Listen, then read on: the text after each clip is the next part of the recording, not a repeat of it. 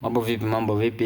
Leo tena nitaenda kukuonyesha jinsi gani unaweza ukainstall Studio One 7 na jinsi gani unaweza kuiregister, kujisajili ukaitumia bila changamoto yoyote kwa Windows pamoja na watu wa Mac. Kwa maelezo zaidi unaweza kunicheki namba hizo hapo chini, tukaendelea kuwasiliana au si. Tutainstall kama hivi, utaifungua Studio One 7 ya ina load hapo. Tasubiri kidogo.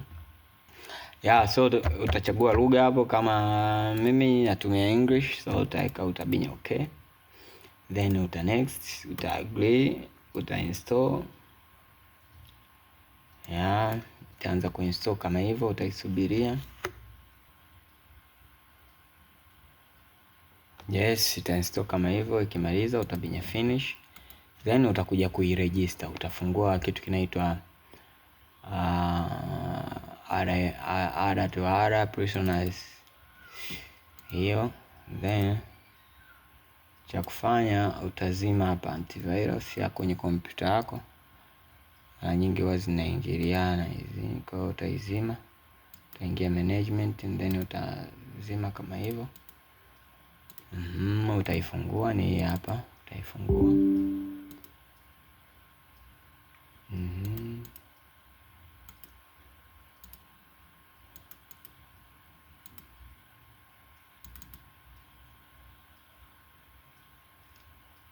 Utaifungua kama hivyo, then utabinya next.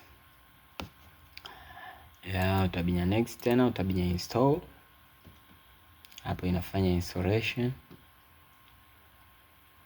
kama hivyo, ina finish installation, then uta finish.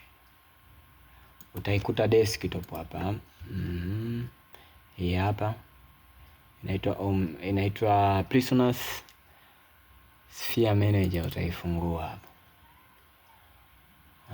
Ukishaifungua itakuwa kama hivyo.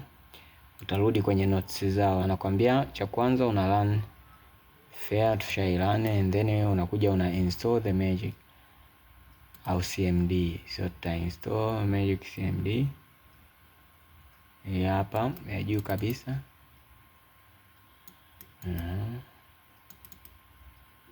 Then utairenew kama hivyo, then utakuja utafungua Studio One yako.